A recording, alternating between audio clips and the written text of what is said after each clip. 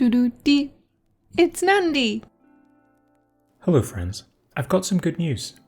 With the rollout of the latest patch, Snowprint have kindly allowed us to showcase characters earlier than we traditionally would have been allowed. I put the vote to my Patreons and they have chosen the Genestealer Cult Biophagus to be shown first. So here we are. I'll be taking a look at the character himself and his kit. Then we will look at his abilities, discuss some nuances and corner case scenarios, before concluding with an infographic and where the character might do well. Everything is timestamped, so without further ado. The model and animation are pretty awesome, and I have to tip my hat to the art department once more. Hollan has two traits, the ambush trait that has been a feature of the Genestealer Cults, and the healer trait, making him the first Xenos healer. The stats on screen are at Diamond 3. I'll take a closer look later on to show you how this compares to other characters in the game. The Biophagus has a base movement speed of 3. He has a one-hit melee attack with the toxic damage type. The one hit for its attack has nice implications for LRE, which is typically a difficult trait to fulfill, made easier by this character, his summon, and healing. Hollan's active ability is called Aberrant Hypermorph. This creates a summon in an adjacent hex. The Hypermorph can immediately attack, but cannot move on the turn that it is summoned. The stats are pictured on screen at level 50. The Hypermorph has an ability named after itself, which I'll go into later on. It also has the Summon, Ambush, and Resilient traits. The passive ability is called Twisted Science. Whenever Hollan heals a unit other than himself, they are affected by this buff. Hollan can heal units that are already at full health to apply this buff. The passive ability grants units that are healed by Hollan bonus health, and this is a permanent health bonus. If the unit is a Genestealer Cults unit, they also gain bonus damage while they are affected. Once affected, units cannot gain the bonuses of Twisted Science again. The character isn't really too complex. In this clip here, you can see how the Biophagus's active works. The Aberrant Hypermorph is a 2-move summon. The Hypermorph ability means that it gains bonus damage equal to 15% of its current health. Initially, when summoned, this passive ability grants the level 50 Hypermorph 1121 damage. You can start to see the synergy with Hollan's passive straight away. When Hollan heals the Aberrant summon, we then see the buff icons underneath the character portrait change. The Hypermorph buff now gives the Aberrant 1570 bonus damage, and the Twisted Science passive effect grants the Hypermorph a further 3000 health and 500 damage. 10,500 health and 6,000 damage is pretty incredible for a level 50 summon. We can compare that to a Diamond 3 show that only has 6.4k health and 5,000 damage, admittedly with a higher pierce.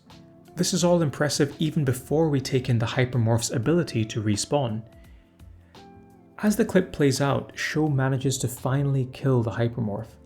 As it respawns, you can see that it no longer has the Twisted Science passive effect. Hollan is able to heal and reapply this buff, as evidenced by the buff icon over the character on the battlefield. In this clip, I wanted to show you the interaction with Twisted Science and the health buff that you will see in Tournament Arena. We can remind ourselves that the health power-up increases a unit's health by 200% when picked up. Our 1027 health Bellator jumps to 3081 appropriately. After Twisted Science is applied, Bellator's health increases by the amount described on the ability tooltip, so 655 bonus health takes Bellator's total to 3736. What about when we reverse that order? Here we apply Twisted Science first, taking Bellator's health to 1682, and then send Bellator to pick up the buff. The end result is still the same, 3736. So really all I'm showing you here is that the health power-up only looks at the character's base health and gains no further bonuses from Twisted Science. While I'm showing off niche interactions, I thought I could show you the interaction between Twisted Science and Revive. Here, Sybil is buffed by Twisted Science but adjacent to Incisus, who has a chance to revive adjacent units. When Certus decides to turn on his fellow Imperial ally, Incisus revives Sybil, and you can see that the Twisted Science buff remains on the unit. There are a couple of niche and corner case scenarios that are difficult to illustrate through footage, but I'll provide some answers in text format. Firstly, how does the health buff interact with things like War Defense, where units gain additional health from the Medicae buff?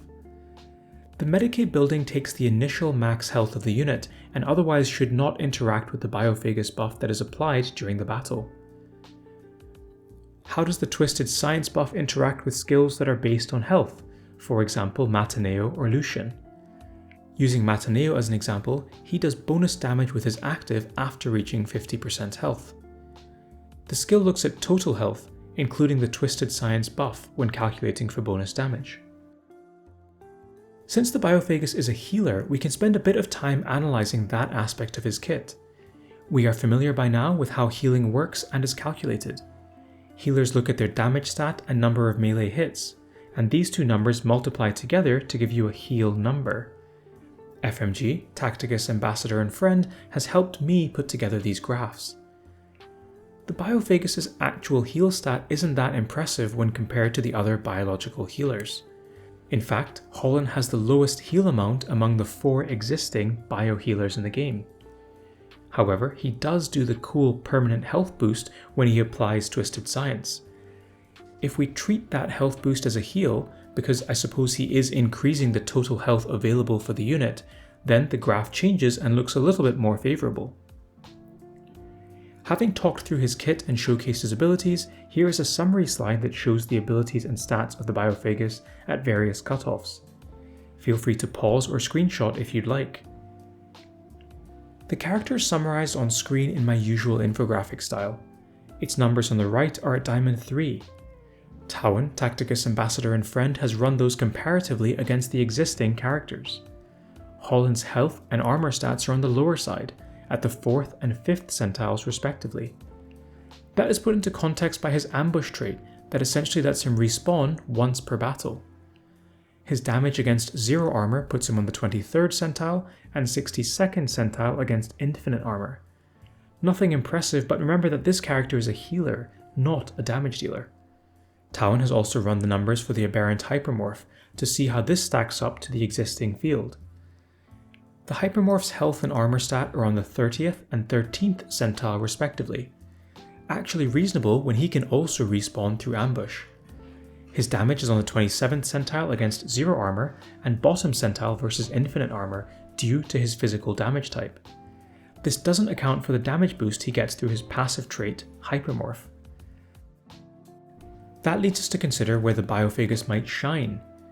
I'll be honest, I'm pretty high on this character. We can start with Horde modes. The Biophagus can create a pretty powerful summon that can respawn, immediately ticking some boxes for usability.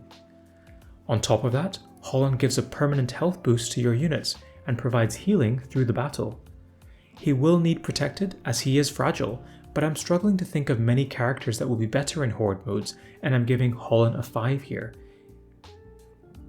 The one thing that I need to see is how the permanent health buff scales as your characters level up in survival mode. I suspect that if you applied Twisted Science at common rarity, it won't automatically scale up to epic or legendary as your characters progress through the event. What about war? Well, for very similar reasons, Hollan is excellent here. We know summons are great versus enemy AI. You can spend turns buffing your otherwise fragile units, and the Biophagus shoots right to the top of Guild War for me. I'll be putting a lot of resources into him and giving him a 5 out of 5 score here as well. Finally, guild raids. The Biophagus doesn't really do much here, and I don't see much of a role for healers, generally speaking, in this game mode. He could conceivably be shoehorned into your team if you are really struggling to keep your characters alive, say for example versus Mortarion or Magnus the Red. Still, I think there are probably better healers for this role, and I'll give the Biophagus a 2 here. I'll maybe sign off there. Thank you as usual to my Patreons who have given me the platform to continue making this sort of content. If you are in a position to support me and my work, I'd love it if you could check it out. If not, I've left my refer a friend code here on screen. If you are a newer player, you can enter it and earn yourself 100 Blackstone. It is single use though, so choose who you support carefully. Bye for now. Doo-doo-dee. It's Nandi.